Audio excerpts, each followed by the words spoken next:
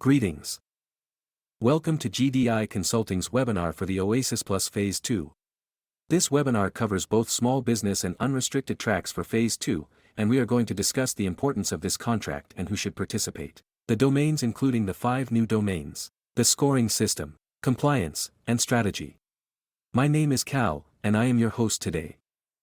With me is Ab Vand, VP for Capture at GDIC and a subject matter expert on self-scoring proposals. Ab will guide you through today's deep dive into the OASIS Plus Phase II opportunity. Ab has over 30 years of experience in capture and proposal management. He is considered an expert in self-scoring proposals such as OASIS Plus, and has supervised GDIC's preparation of the 97 awarded proposals for the first round of OASIS Plus. Ab has managed over 1,000 successful capture and proposal efforts and is a regular contributor to GovCon magazines. He has also held numerous training webinars for various APMP chapters and Apex offices throughout the U.S. Before starting, there are a few housekeeping notes I would like to mention. First, this webinar is being recorded and the link to the recording will be sent to you within 24 hours. Second, we will hold a Q&A session at the end. You can send your questions during the webinar by the chat system to the right of your window and Ab will address them at the end. Third, you can download this presentation by clicking on the link under File on the right-hand side panel on your window. We highly recommend you download the slide deck so that you can always refer back to it. So let's see what this webinar covers. We will first give a quick intro to GDI Consulting Services. Then Ab will discuss the general features of the OASIS Plus contract. He will then discuss why you should pursue this opportunity. He will also quickly discuss the basis of self-scoring evaluations for those unfamiliar with it. Then we will deep dive into the scoring system, covering all the aspects involved. Ab will also discuss substantiation and score optimization. Compliance is one of the most important aspects in these types of proposals and Ab will cover it providing guidance and experience. Ab will then touch on pricing and will then explain the importance of teaming in OASIS Plus. Lastly, we will provide some strategy recommendations and experience sharing and then finish with the Q&A session. So with that, I will now hand over the control to Ab to start the webinar. Ab. Hello everyone and thank you Cal. As Cal mentioned, we highly recommend that you download the slide deck to refer back to it. Also, I have two announcements. First of all, this webinar is a high-level webinar about OASIS Plus and its 13 domains. We are holding a domain-specific webinars in the 3rd and 4th week of January. I will give you the link to the OASIS Plus webinars page shortly on the chat, and then you can book your relevant domain webinar as we go along. Note that these are similar in the overall general areas, but then become specific to the, when we deep dive into the scoring system specific to that domain. So that's the main difference between these webinars. And then secondly, we have a pre-qualification assessment service that is just $490, and we assess your contracts and tell you your chances and gaps so that you can be sure of your eligibility with minimal costs. So that's another service we have, and I'll put the link to that page on the chat as well. Okay, so let's start now. Let me give a very quick and short intro to our company, or my salespeople will kill me if I jump over this. So let's move to that now. So GDI Consulting has been in business for over 15 years, and we focus on federal and SLED proposal development and capture services. As this webinar is for OASIS Plus, I would like to draw your attention to the fact that we had a 98% win rate on the original OASIS Plus bid, and in fact helped 97 companies get awarded on it. So that's our track record on OASIS Plus. We have an average win rate or overall win rate of 82% for the proposals we prepare, with 650 satisfied and repeat clients. 86 of these clients are very large businesses, some on the top 10 list of largest defense contractors. So you can later refer to this page for more information in case you want to know more about our company once you download the slide deck. Now, as far as the services we provide, we have 4 different departments or divisions.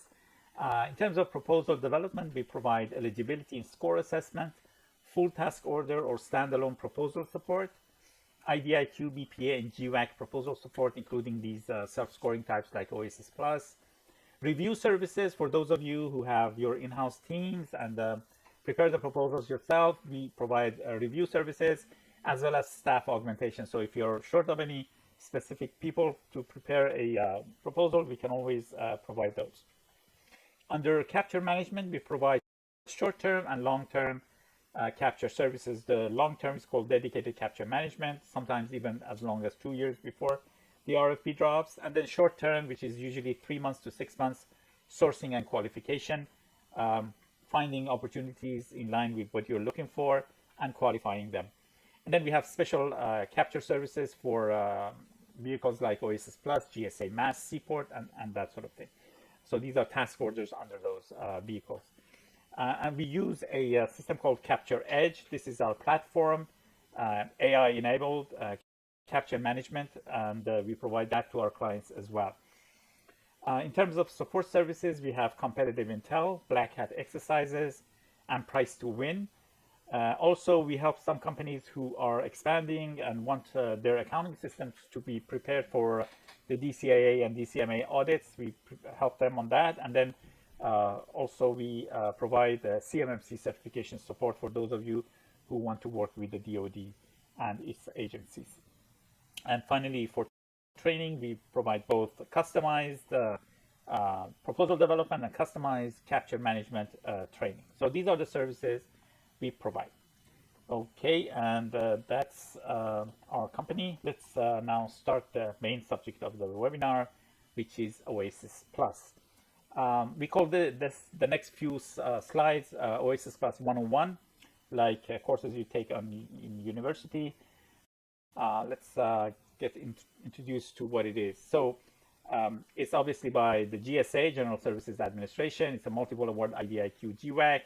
It has an open ceiling, so there is no limitation to the number of contracts or the amount of contracts that they can actually issue under it. Remember, it's a GWAC, so that's government-wide acquisition contract, meaning that all agencies or federal agencies can actually put task orders under this.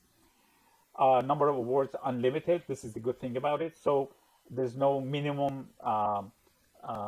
The maximum number of awards for OASIS. So in this phase 2 that we're going for, there's no limitation. So as many companies that have the minimum requirements and will go into those will be awarded.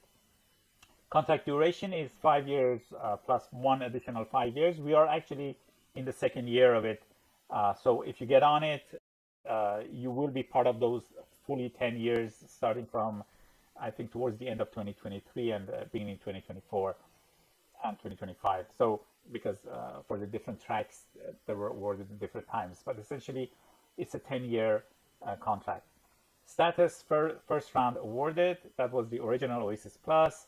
Phase 2 is the next round. The good thing, as I said, no limitations in the number of awards. So it's like a new contract. It's just shorter. Instead of 10 years, it's 8 years now. Phase 2 start due date, they have said that January 12th will be the opening date for this phase 2. We'll see. But essentially, it will be sometime in January. And then questions due awaiting opening of the on-ramp or this phase 2 season. Now, you can think of OASIS Plus as 6 different contracts because there are 6 different tracks, as they call them. The total small business, the 8A, the hub zone, the STB OSB, WOSB, and unrestricted. These are all different contracts. So, for example, if you're a company who are an STB OSB and women-owned, then you can actually be awarded on 4 contracts. The 4 are the total small business, which is a separate contract, the STB OSB, the WOSB, and then you can always shoot for unrestricted. So each of these are considered a separate contract. Now within that contract, obviously there are 13 domains. So you can see that, 6 times 13, that's the number of real opportunities that exist for each company to go after. Okay, moving forward, let's have a view of the first round. So these numbers might be, might be a little bit off. Maybe after I pick them up, a few more companies have been added to them, but this is essentially the case. So unrestricted, there have been 588 awards, total small business 1,375, STB OSP 345, WOSP 309, 8A 181, and HubZone 131. But don't assume that these are your competitors, because then under these are the domains. At that time, 8 domains. So for example, take the women-owned small business. The 309 is spread into 8 different domains.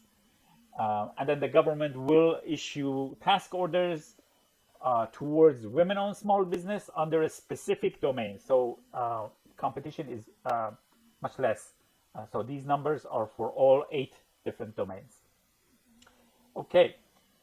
Now, the original OASIS Plus had 8 domains. Actually, there was, if you know, there was an OASIS prior to OASIS Plus, and the initial OASIS had only 3 tracks, or 3 domains, sorry, 3 domains, technical and engineering, management and advisory, research and development.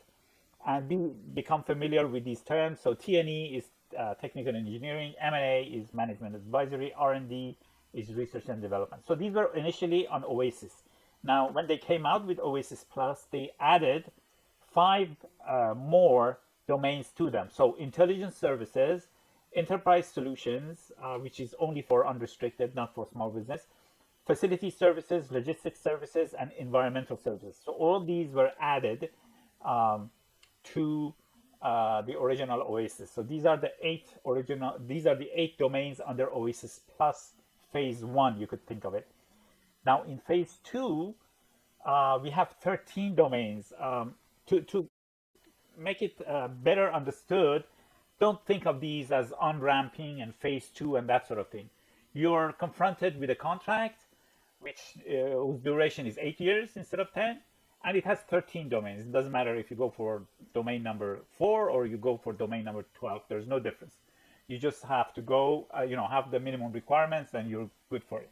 So think of it as a contract for 8 years with 13 domains, and we're going to go and discuss these later on. So before we actually dive into the proposal and everything, I want to discuss about who actually should go after OASIS Plus. And what's all this fuss about OASIS Plus? Why is it so important? So it is one of the largest federal services contracts. It covers nearly all non-construction industries, even part of IT. Many IT companies participate in T&E, technical engineering, R&D, research and development, and intelligence domains. In fact, out of the 97 companies that we helped get awards, 36, if I'm not mistaken, 36 of them were IT companies.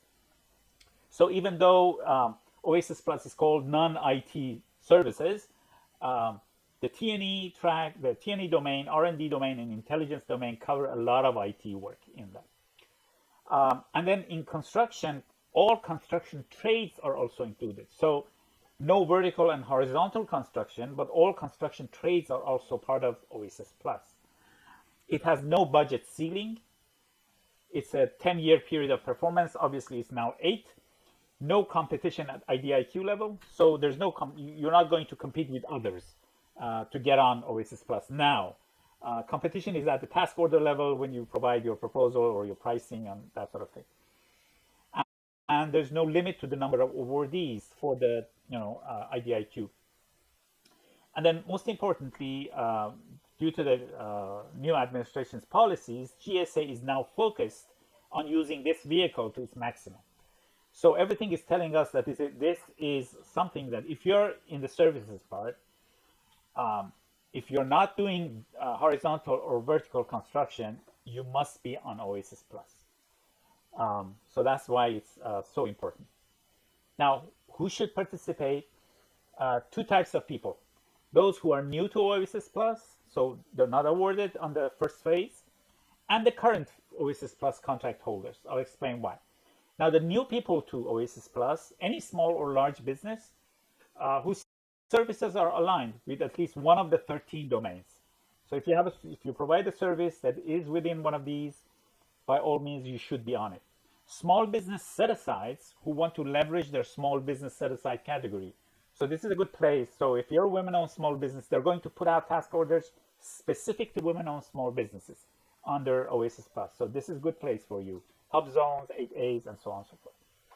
Businesses who have not worked with the federal government before, large or small.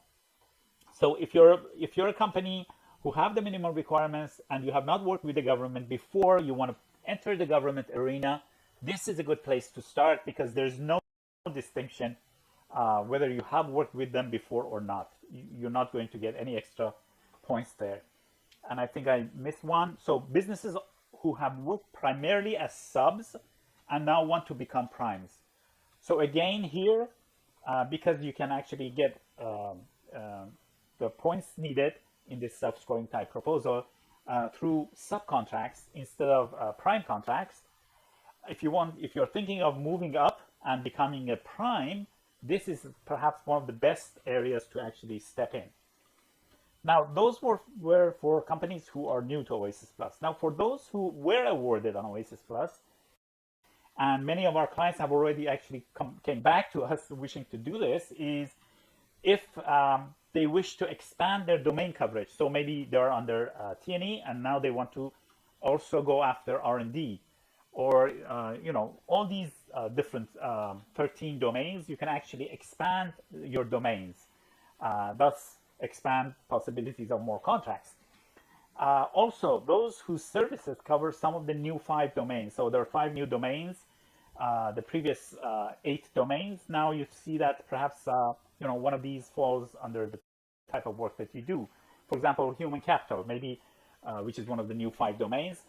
That might be something that your company also does. So you want to go for that too. And then those small businesses who want to expand their set-aside coverage. So now is a good time if, for example, last time you were a small business, women-owned small business, and you submitted under women-owned small business, but you did not submit under total small business, or you did not submit under 8A, even though you were. Now is the time to actually expand your set-aside coverage. So these are the types of possibilities for those who already have a contract under OASIS Plus. Now, I want to go into the scoring system for OASIS Plus, but before that, I want to open a parenthesis and explain what self-scoring evaluation is for those of you who are new to it. Bear with me, everybody else who already knows about it, but let me very quickly explain what is the self-scoring evaluation process, so it will help us when we go deep dive into the scoring system. So the self-scoring evaluation system, why is the self-scoring method so special? Because it's completely different. It's a completely new evaluation system. More and more agencies are using it. So even if if you don't want to go after OASIS Plus, you really need to fully understand it. I've seen construction contracts that are using the self-scoring evaluation system. So, as you know, GSA is at the forefront of using the self-scoring evaluation process, and now more and more contracts are being managed by GSA. So this is something that you need to be aware of and fully understand for your future federal work. Now, differences here. There's very little writing involved in self-scoring proposals and a lot of analytical thinking and document management work. Thus, a team with good writers and proposal managers is not needed. Instead, a team with good document management and analytical thinking capabilities is what is needed. Why is that? Because the way it works, and I'll show you in a minute, is that it's everything about picking the best contracts to get a high score and then providing the proper documentation in the proper way. That's all it is to the proposal. Now, compliance with requirements in both form and format, as well as in content, is extremely important under self-scoring proposals. So on levels of magnitude more important than traditional proposals. So it's a really, I've written it in short, it's a new beast that you need to master to get awards. And if you don't, you will not get awarded on OASIS Plus or the future self-scoring proposal. So it's really important to understand how it works. Now, let's go through the process of how it works very quickly. So it starts with the government on the RFP stage. So what they will do is first they spell out how contractors' experience and past performance is scored. So they say 2 points for this, 3 points for that, 5 points for that. So they spell out the scoring system. And then they also spell out how we are supposed to justify, because it's a self-scoring, so I score myself. But who says that I've scored myself correctly? So there must be a process for justification. These are the two things that the RFP spells out. What the scoring system is and how we are supposed to substantiate. Now let's move to the contractor side.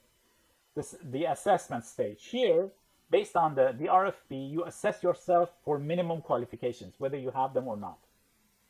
You assess yourself and fill out the self-scoring spreadsheet. Usually, the RFP comes with a self-scoring spreadsheet, or you create yourself. But based on what the RFP says in terms of score, you create a spreadsheet and you score yourself. You assess yourself, and then you do a gap analysis on the score, whether you have enough score or not. If you don't, you probably have to find partners if it's allowed.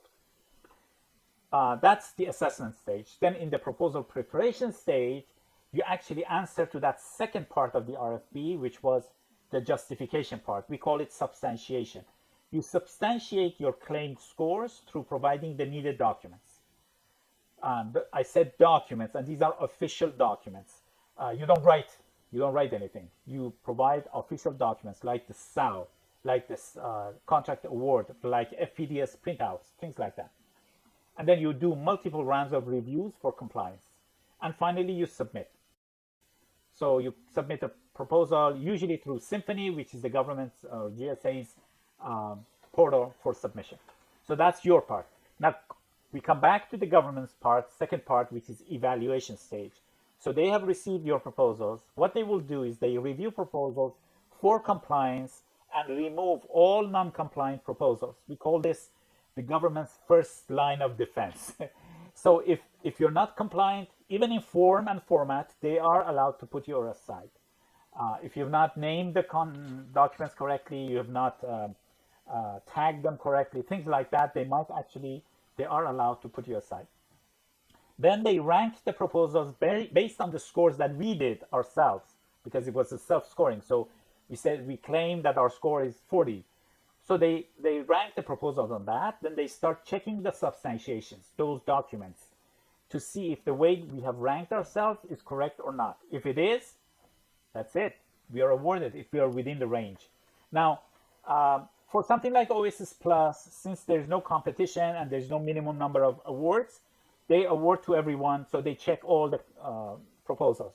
For things like, say, Alliant 2 or Alliant 3, for Alliant 3, for example, they wanted to award to 76 companies.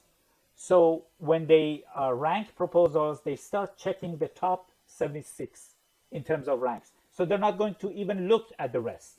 If maybe they receive 500, proposals. Sorry, they're not going to look at the 500 proposals. They're only going to look for 76, the top 76 of the rank, and check their substantiation. If it's okay, that's it. They're awarded, and they're not going. And they stop. The government stops. So you can see that it saves a lot of time from the government. For OASIS Plus, they're going to look at everyone, but they're going to see if it's above a minimum threshold in terms of the score, and we'll discuss that in a minute.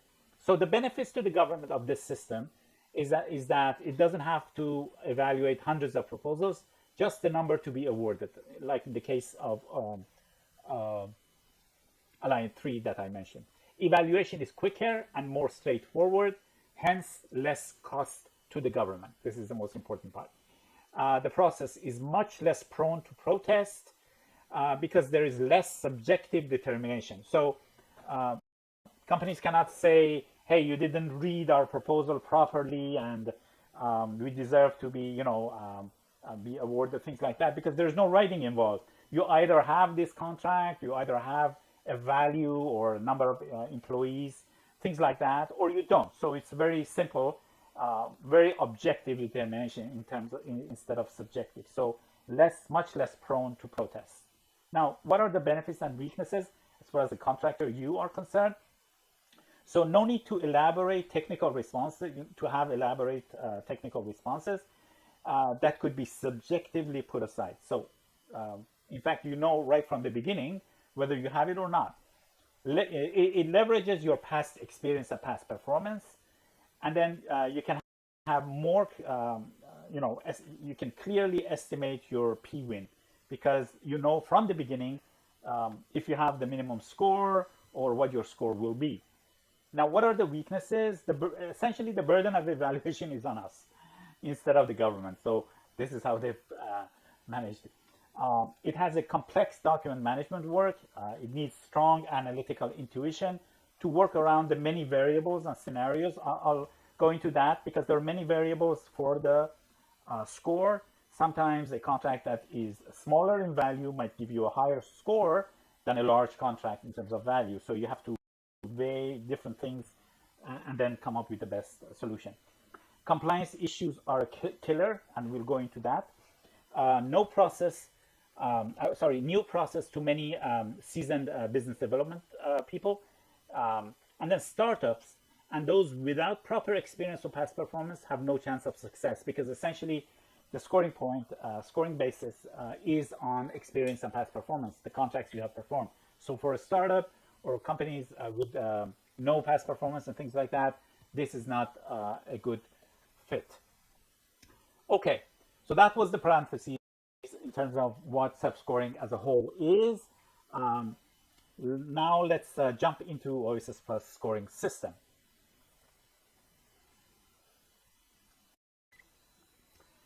Okay,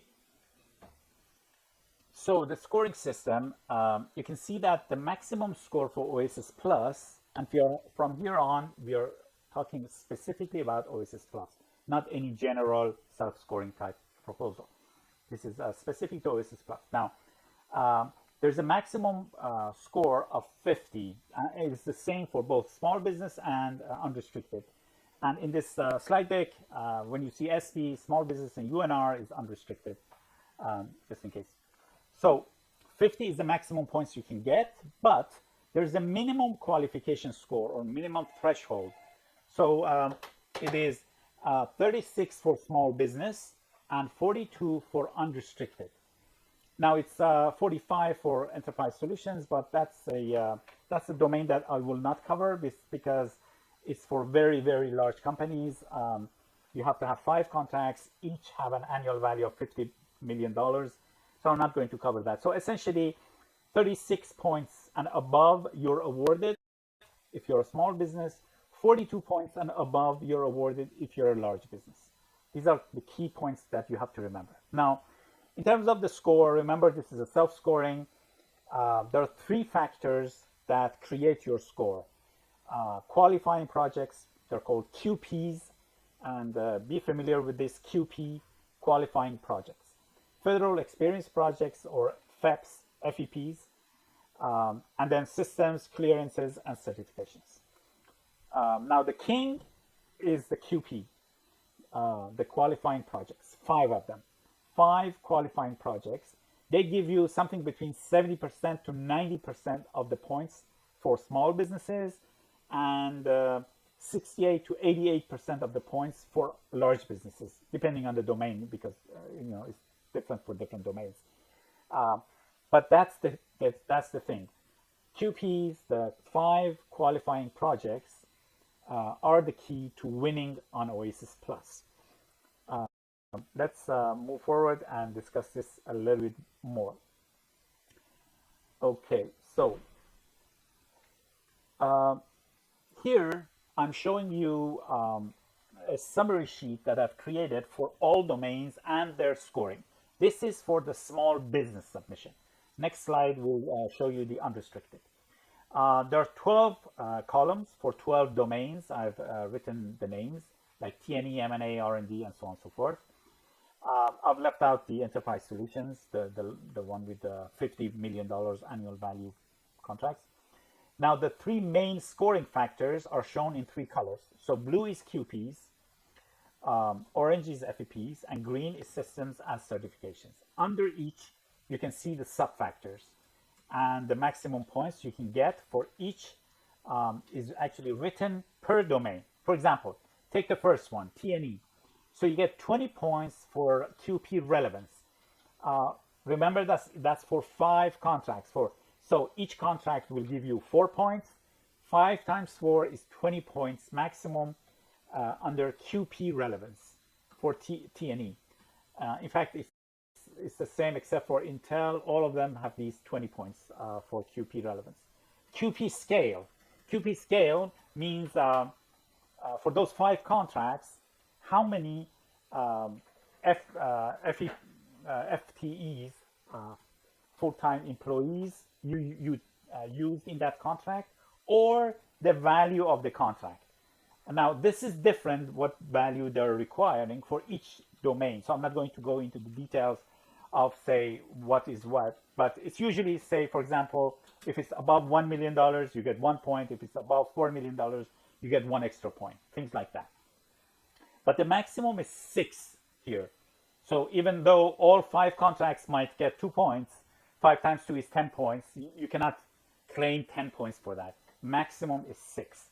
So that's QP scale, how many employees you used or the value of the contract. Now, integrated experience means that if you're in T&E, maybe the scope of the contract also included something like R&D, or included something like facility work or environmental work or things like that. So if that's the case, you can get up to 5 points here. 1 point per contract. 1 times 5 is 5. So maximum 5 points here. Now under T&E, there are some others. You can see there's blank. Those are specific to other domains. The next one is QP management and staffing. So here again, there are different criteria for management and staffing. I won't go into the details because of the time restrictions we have for this webinar, but the maximum you can get is 7. And then finally, past performance. So if all 5 contracts that you bring to the table have a past performance CPAR of above satisfactory, you get 3 points. If out of the 5, 4 of them have above satisfactory, you get 2 points. If 3 out of 5 have above satisfactory, you get 1 point. And then if more than, if less, actually, you don't get any points. So the maximum points you can get is 3. So overall, the QP under T&E, as an example, is 41 points you can get. And then FEP is federal experience projects, meaning that it's only if you have performed federal contracts. And they want to see how many task orders under multiple award IDIQs you have performed. So first of all, it has to be a multiple award IDIQ. Secondly, it has to be a federal contract, not, for example, a contract that your prime had and was an IDIQ, multiple award IDIQ. You, as yourself, must be the prime for a multiple award IDIQ. If that's the case, then up to 4 task orders, you get 1 point for each, for a maximum of 4 points. And then multiple agency. If you can prove that you have had contracts with 3 or more agencies of the government, you get 1 extra point. So 4 plus 1 is 5 overall for FEPs. And then for systems and certifications, green side, green color, if you have an approved accounting system, you get 2 points. Approved accounting system means that the government, DCAA or DCMA, has sent you a letter saying you have an approved system, not a third-party approval. It has to be government approved. You get 2 points for that. If you have facility clearance, doesn't matter if it's secret or top secret, you get 1 point. And then there are other certifications, and these other certifications differ for different domains, things like CMMC, CMMI even, uh, ISO 9001, things like that. You get 1 point there. So total 4, 41 plus 5 plus 4. So 41 for QP, 5 for FEP, 4 for total systems and certifications. Total comes to 50. Now, none of these are mandatory. That's the good thing about it. I've seen companies who get 41 on the QP, and they're awarded. That's it. They get 0 under FEP, 0 under systems and clearances. So that's it. You know, they have 41. It's above 36. That's it. You're awarded. So none of these factors are mandatory. That's the key thing.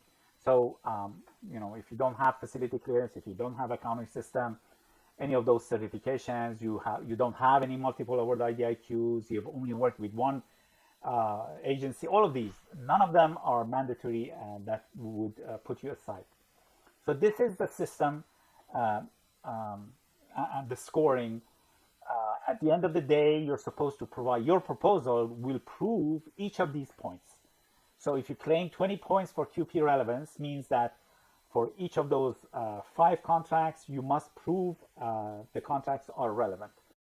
If you claim 6 points or 5 points, how many points you claim for scale, you must prove through documentation that you know, the value of your contracts were above the certain required amount, or you had that many FTEs working, full-time employees working on that contract, things like that. So the proposal is essentially showing that the claimed score is correct. Okay, so this was the small business. The same stands for unrestricted. I'm not going to go through this, but essentially just remember that unrestricted, the minimum score was 42. Small business minimum score is 36. But essentially they're very similar to each other. And you can come back to this and review it later on. Here, to compare graphically the scores of the 3 main factors. So I've shown it for T&E domain. Obviously, it changes a little bit for each domain. You can see how important the QP factor is compared with the other 2. As I said, I've seen many companies get awarded when they have good scores on QPs and 0 on FEPs and 0 on systems and clearances. So that's where you have to actually focus your QPs. And remember, the QPs are comprised of 5 contracts. So the 5 contracts are the most important part of your proposal and selection process. Now, within the 5 contracts, and this is a sample for T&E domain, obviously for other domains, these might increase because T&E is the minimum. It has the 5 minimum sub-factors. Some, like R&D, for example, have more. For example, intelligence has more. But here you can see there's relevance, there is scale, integrated experience, management and staffing, and past performance. Now, orange is large businesses, small business is blue. The numbers are nearly the same. Again, you can see here that relevance is the most important within QP. So picking the best 5 contracts that will give you the highest score out of these 5 different sub-factors is where that analytical thinking works. Sometimes, you know, you might think that, hey, this contract is a very large contract, so I get good scores on scale, but then, you know, it's very limited and, you know, to a specific area, so you don't get any under integrated experience, and the management and staffing is a minimum number of people involved, things like that. So those numbers are lowered. That's why you cannot look at just, say, relevance or just scale. Or relevance obviously is most important, but it's a combination of all of these that at the end of the day will tell you out of, you know, maybe you have 10, 15 contracts, which of them you should pick to be one of the 5 contracts. Or in fact, if you're, maybe you yourself have 2 or 3 only, and then you have partners, you want to pick between partners, which contract to pick from the partners. You have to, you know, do this analytical thinking and decide which is better. Now, here I showed you that relevance is the most important part. We don't have the time to go into the details of each of these subfactors for QP, and there are subfactors for FEPs, and then there are subfactors for systems and certifications. We don't have the time to go into those, and I will go into them, deep dive into them in domain-specific webinars that we'll be holding in the second and the third and fourth week of January. But here, because relevance is really important, I want to actually discuss relevance here so you understand how it works. So remember, it had 20 points. It doesn't matter if it's unrestricted or small business. It's essentially 20 points, except for Intel, which is 10 points. And the way it's calculated is 4 points per contract. You're supposed to bring 5 contracts to the table. That's it. 5 times 4 is 20. Now, again, remember, that's not mandatory. We had 2 cases where our client had very good FEP numbers, very good systems and certifications, but had only 4 contracts instead of 5 contracts. And they became above 36. That's good. But usually, as a rule, remember, you need to have 5 contracts to be above 36. So that was an exception.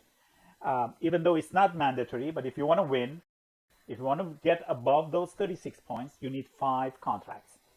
Now, what are the requirements? I'm going to discuss these here. So up to 5 QPs can be used with each contract getting a maximum of 4 points. Contracts can be, now this is the good thing, federal prime, federal subcontractor, or commercial projects. So federal subcontracts. So if maybe all the contracts you have are subcontracts, that's fine. There's no distinction, okay? So they're not going to give those companies that give federal prime contracts more points than you. Also, commercial contracts, no problem. So, and when I say commercial contracts, it means SLED contracts too. So, state, local, educational, all of that is considered commercial as far as the federal government is concerned. So, all of that is acceptable. Again, you have to see which one will give you the highest score. That's how you pick. For federal prime contracts, they can be standalone contracts, they can be task orders under a multiple award IDIQ or BPA, or task orders under a single award IDIQ or BPA. They can be FSS, MAS, GSA MAS, or BOAs. All of these are acceptable. OTAs, other transaction authority contracts, are allowed, so that's good, but grants and co-op agreements are not acceptable. So you can't use grants and co-ops. Now, also, contracts must be based on Part 37, services. So you can't use contracts that you provided, for example, different types of products. It has to be FAR Part 37, which is services. So these are the minimum requirements for the contracts. Now, there are some requirements in terms of the value and recency and things like that I want to discuss. Remember, we're still talking relevance. Now, in terms of value, they, and this is specific to, I would say, majority of the domains, but don't take this as a rule for all domains. Some domains, like for example, environmental, the annual value for small business is $250,000 and unrestricted is $500,000. But the majority of the domains is this, and I will go again, as I said, when we hold the webinar for domain-specific types, then I will go into details of each, but this is a general rule. So 500K annual value for small business, 1 million K annual value for unrestricted. Now, when we say annual value, what does that mean? For an ongoing project, because you have 2 types of project, an ongoing project that is not finished yet, and a completed project, a project that you did 2 years ago, 3 years ago, whatever, and it's finished. Now, for ongoing projects, the total expected contract value, so total expected, remember, even with option years, all of that is added together. So what is on the paper, the contract award that you received, it said that this value of the contract will be such and such numbers. That is divided by the total expected, because it's not finished, duration in days, and then multiplied by 366 to make it annual. So total value, what's on paper, what's the value of the contract on paper on the award document, divided by the duration, what's again on the paper on the contract value, including all the option years, remember, and then divide it in days and then multiply by 366 to get the annual value. Now, if the contract is completed, you don't use what was on the contract documents. Instead, you go for the real actual value. So the total obligated paid value, whatever the government paid you, is divided by the actual total duration of the contract in days, then multiplied by 366. So maybe the government paid you more or less, you use that number, whatever you got paid. And also the duration, maybe the contract was terminated for convenience a year prior, or it was extended for 2 more years. So the total real duration of the contract, and then you calculate it. So that's the annual value. 500K for small business, 1 million for unrestricted. Again, as I said, this is different for different domains. You have to check it out. Contract date. Now, this is important. So recency, as they call it. If it's an ongoing contract, so it's not finished, you're still doing it, it must have at least 6 months of completed performance. So a contract that you received at the end of December cannot be used because it doesn't have 6 months of performance. Now, if it's a completed contract, the completion date, not the start date could be 30 years ago, no problem. The completion date must be within 5 years of the issue date of the full RFP.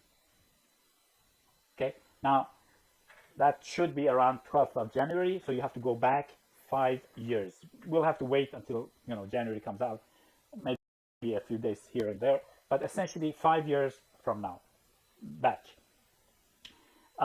There's also another requirement for relevancy, the PP rating, past performance rating. So a contract is relevant if the past performance rating, meaning the CPAR rating, is above satisfactory. Not satisfactory, above satisfactory. This is one of the things that people make a mistake. So because unfortunately some agencies never give anything above satisfactory. If you have a contract, I've seen some agencies from the Navy that always give satisfactory. If you have one of those contracts, you cannot use that because it is not considered above satisfactory. So it has to be very good or exceptional, or the average. This is the average of subfactors, not each subfactor. So maybe you have one of the subfactors, in fact, is below satisfactory even, one of those subfactors. But the average of all the subfactors for that contract must be above satisfactory. Now this comes from the CPARs, or there's a form that comes with the contract called JP6. In case the contract doesn't have a CPAR, you get that form filled by the government and use that. The fourth requirement is the actual content relevance. So say you're going for T&E, the government has issued a number of NAICS codes and PSC codes. If the awarded contract has that NAICS code or that PSC designated to it, it's called auto-relevant. So you don't have to prove anything else. You just say, hey, for example, 541330 is one of the T&E NAICS codes that is acceptable for T&E. If your contract has 541330, that's it. You're good for relevance.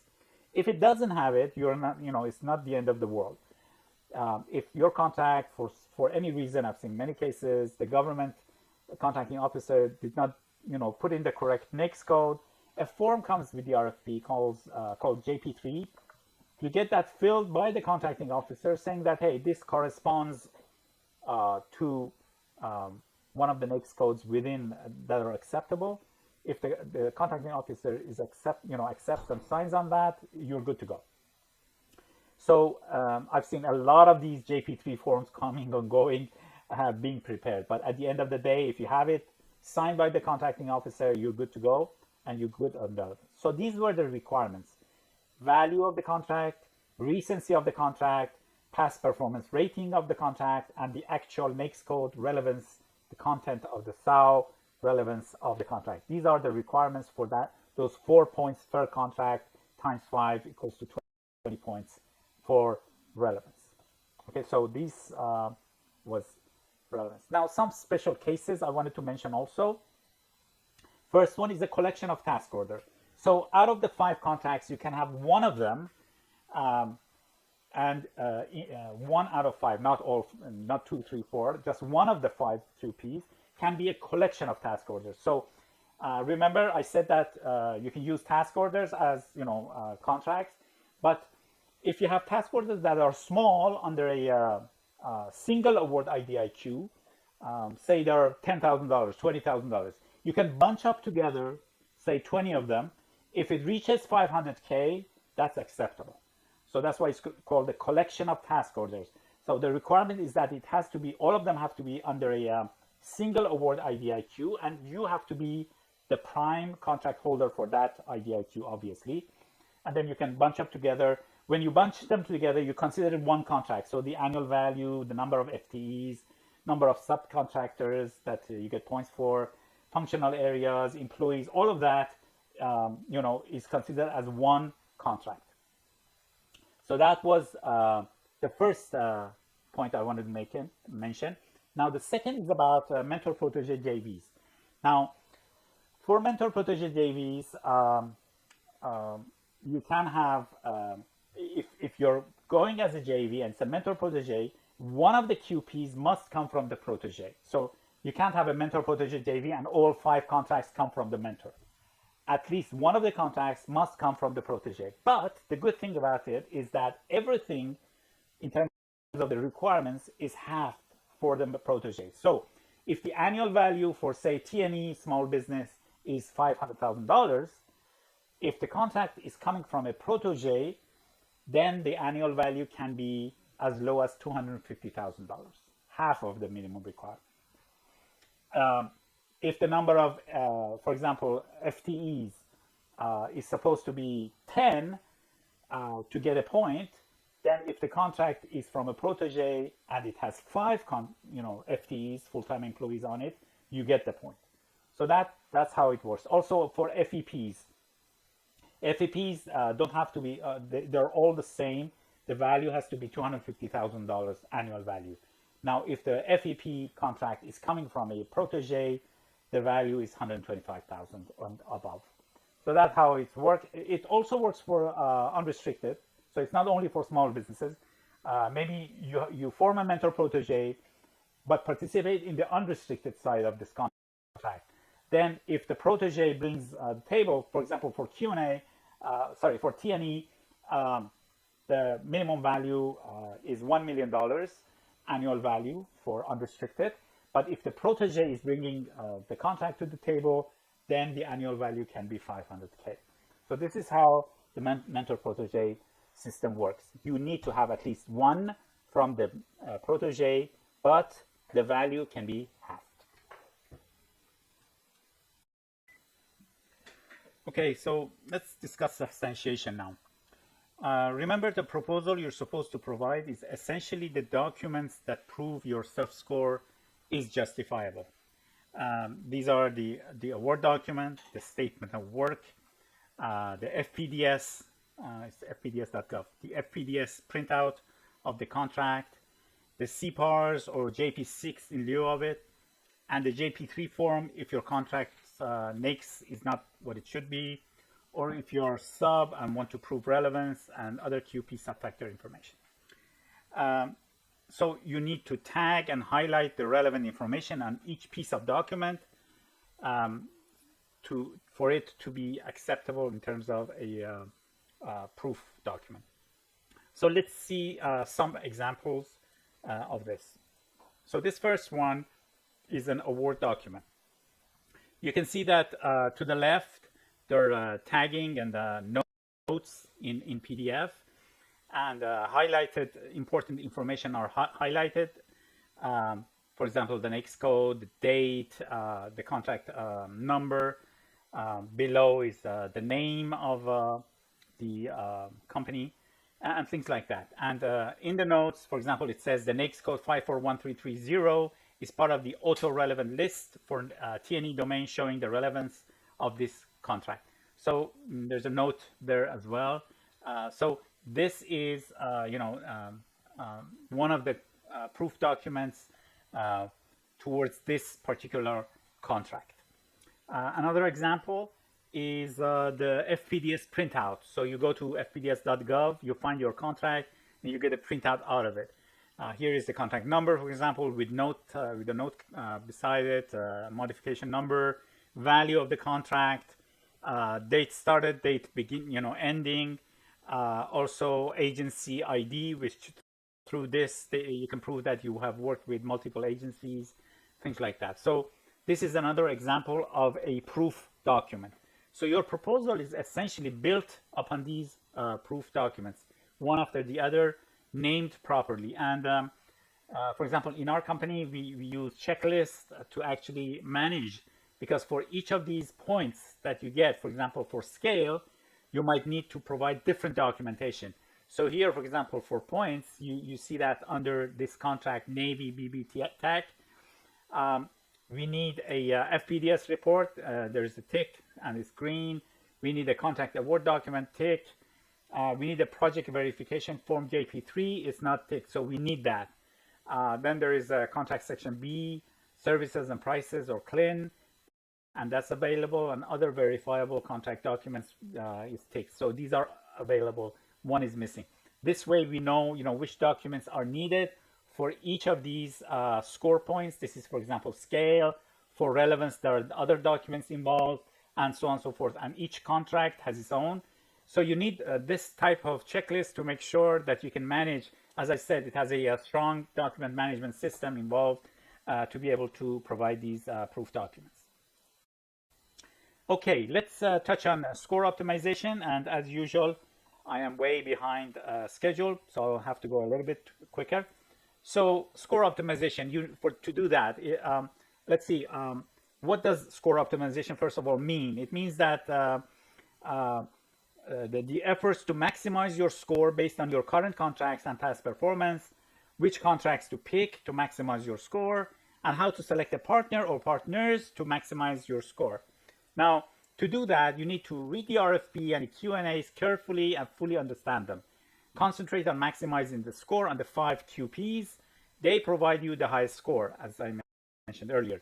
Maximize the use of your commercial subcontract projects if possible. So sometimes you might, a subcontract might give you a higher score. If you have multiple contracts, use a tool to first profile your contracts. Profiling means gauging each contract independently against the score requirements, and see what each score will bring you, and then which 5 QPs to select to maximize your score. So I'll show you an eligibility assessment tool on the next slide, and that's the same service that we provide, as I mentioned, for $409. Make full use of partnering and multiple partners to boost your score, and get outside help to have a second set of eyes to see how to maximize your score. These are my recommendations for optimizing. Now, this is one of the checklists that we use to profile our the contracts. So this whole section is the first one contract. So these are the different score items that we need to understand and have information about. Did you have, for example, 5 or more FTEs in your project? And then you tick it. Did you have 20 or more? You tick it. This way, then our system can calculate what your score will be.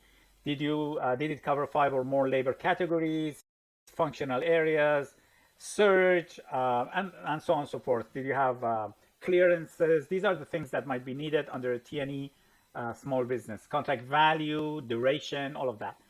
And then the next code. Once that's done and you fill this form for, say, you have 5 contracts, you have 10 contracts, 20 contracts, you fill them up.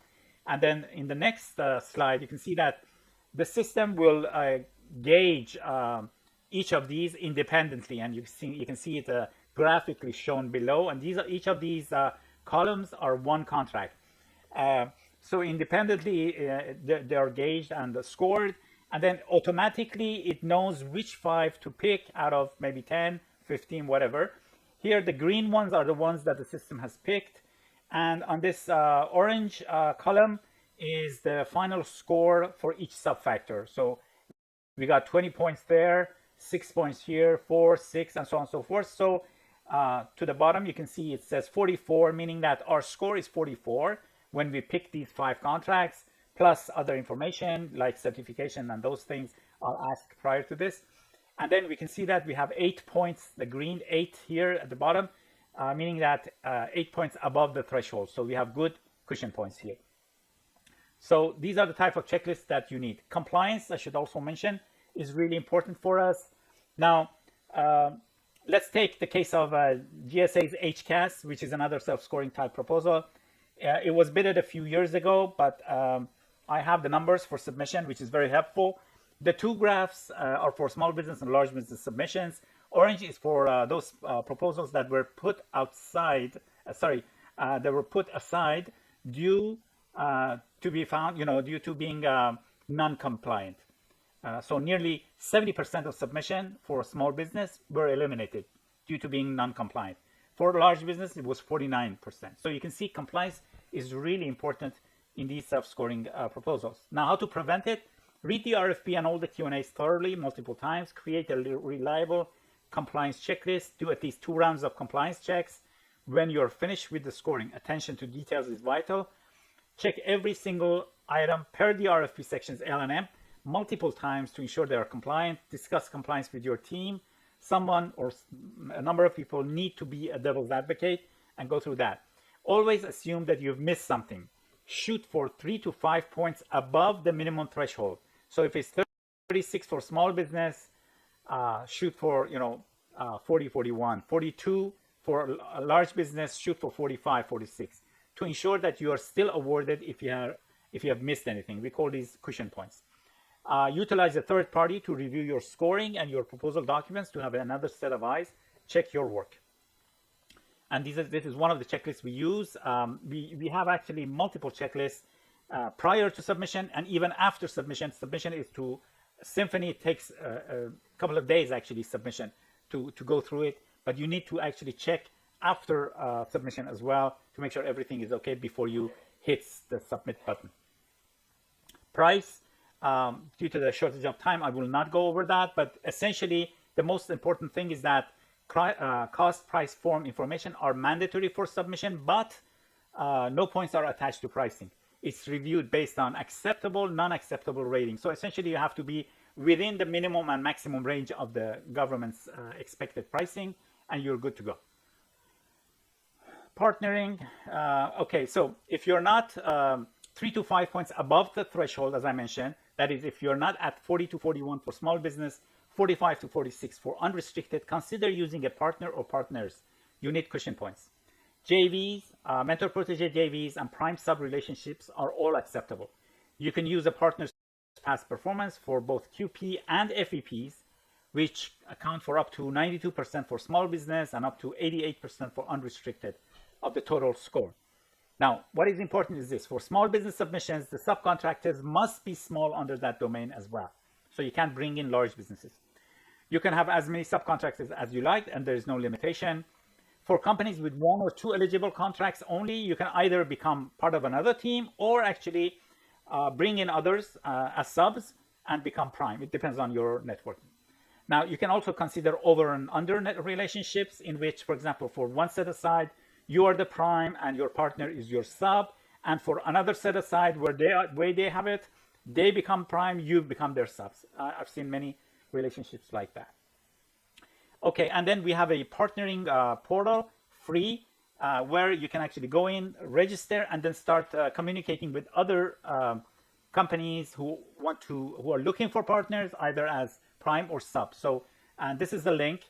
I will put it also on the chat so you can actually use it. And this is the first page of that site. It's a free website you can use.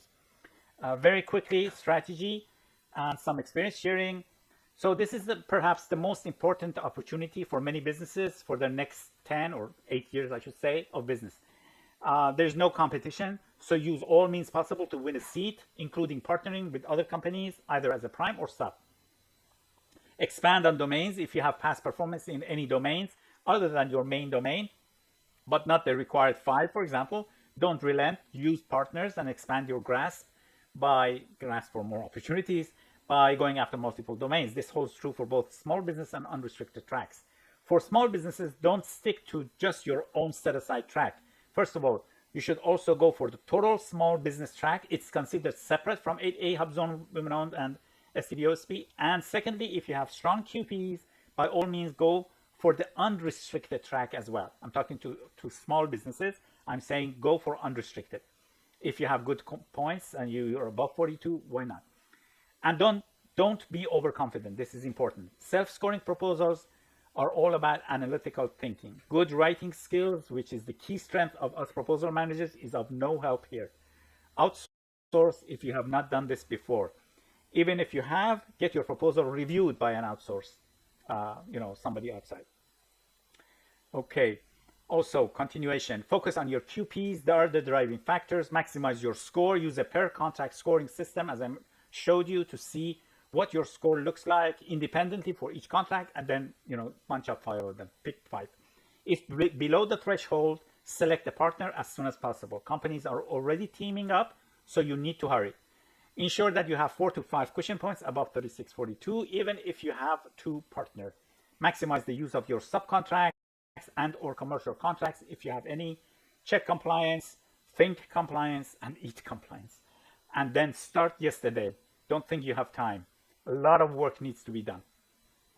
Very quickly, this is our experience after doing hundreds, I should say more than 200 proposals, sub-scoring proposals. There are essentially 4 main phases. One, phase 0, we call it eligibility assessment with that form I said. Other than that, phase 1, contract selection and score optimization. The graphic below shows that usually takes 50% of your time and energy and resources. Phase 2, preparation of the proposal documents, 25% of the time and resources. Phase 3, compliance reviews, 20%. And then uploading to Symphony. Don't underestimate this, 5%. It takes 2-3 days at least until you get everything correctly and your score is shown correctly. So this is the workload split.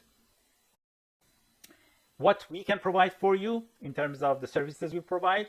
So we provide free consultation. We provide the free partnering hub I mentioned. We provide pre-qualification assessment, as I mentioned, it's $490. It's for smaller businesses who are, you don't know whether they should go after it. Don't spend a lot of money, just go there. And then we usually do this in 2-3 days, finalize and come back to you. One of our proposal managers sits down with you, tells you why you should continue or why you should not, or why you should partner with someone. Full proposal development with a dedicated proposal team. We do score assessment and optimization, full proposal assembly, cradle to grave, full and multiple compliance reviews, and uploading to Symphony. So everything is on us. When we take on a full proposal, everything will be on us. Reviewing and auditing, for those of you who have in-house teams, we do 2 rounds of compliance checks, score optimization checks, and uploading to Symphony help and audit on that. So these are the services we provide. I've put our contact information myself. If you have any technical questions, please email me. And for consultations, setting up calls and everything, and sales, please contact my colleague, Maroon Freedy. His email and phone number are here as well. Okay, we are out of time, but I think I should answer a few questions, and then I will respond back to you through email for the rest of the. Okay, first question from Steve. Can I be sub to multiple companies? Yes, you can be sub to multiple companies. There is one catch. If say you have 2 contracts and you lend 2 contracts to company A, and then you're going to lend those same 2 contracts to company B. You can do that if, this if is important, if company A and company B are on a different domain or different set aside. So I should say it this way. They have, if both of them are on the same domain and same set aside, you can't do it. Other than that, you can't. Say, for example, both of them are on T&E, but one is going for women-owned small business, one is going for 8A. In that case, you can do it. But both of them, remember their T&E, both of them are going for total small business. Then you cannot do it, because then they have the same track set aside and same domain. So if it's the same and same, 2 sames, you cannot do it. Other than that, you're free to be sub to 10 different companies. Question from Linda. Can I be prime and then be sub at the same time? Yes, you can do that. again, to multiple companies with that catch that I mentioned in the first question to Steve. Question from Laura. Can I use the same contracts for multiple domains? Yes, but you have to prove that, the relevance. Remember that the contract will have a next code. So you can usually do that if the contract is large. So you have an annual value, 500K of one of, say you're going for T&E and R&D. So you have to prove that 500K of that contract was towards R&D and 500K annually was towards T&E. Otherwise, you can't do that. Question from Jim. How do I submit my proposal if I have multiple set-aside? Can I use the same contracts for different set-aside submission? So, in fact, you have to submit a separate proposal for each domain and each track. So, if you're going for, say, 5 domains, and you're going for 3 tracks, like Total Small Business 8A and Hub Zone, so it's 3 times 5, you have to submit 15 separate proposals. That's the thing you should understand. How many contracts can I bring from my subcontractors? No limitation. So everything in QPs, all the 5 contracts, and everything in FEPs, the task orders or the 3 contracts that you bring to show that you have worked with 3 different agencies, all of them can come from subcontractors, and not necessarily one subcontractor, multiple subcontractors. Is there a limit to the number of subcontractors? No. John, you said price is not scored. Why do they need it? So there is a rule that you need to have pricing on, say, one of the FARs. They might change that, but so far it's a rule that you have to have pricing at IDIQ level. So that's how they have solved it. They list 20 LCATs. You're supposed to price those LCATs, and that's it. That's why it's needed. Question from Jonathan. How do you calculate the 5-year recency? What is the cutoff? So essentially it will be once the season is open, say 12th of January, you go back 5 years. And within this 5 years, the completion date, if it is within these 5 years, that's it. You're good to go. Can I use a contract that has only 4 months of performance? No. So remember, 6 months of performance was the minimum. Say from the date they open. So that would be, say, January 12th, or if they delay whenever they do that. A CPAR has many subfactors. How do I know if that CPAR is above satisfactory? Does it mean that all the subfactors must be above satisfactory? Simple answer is no. Not all of them need to be above satisfactory, but the average of them must be above satisfactory. Now, if you participate in the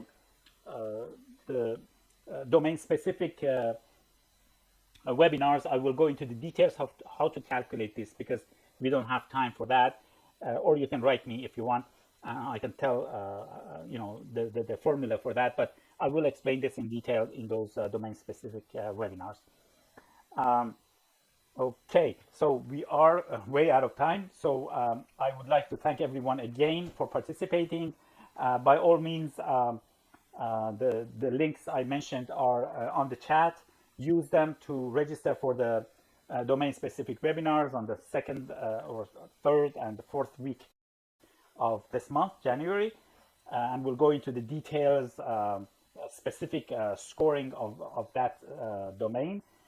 Plus things like, this last question was with regards to CPAR calculation. And if you're interested in the eligibility assessment, I've put the link there as well. So you can click on it, go to the page, read about it, and if it's something that you would like to go, you can pursue it with us. Thank you everyone again, and I look forward to seeing you in our future webinars as well. Have a wonderful day.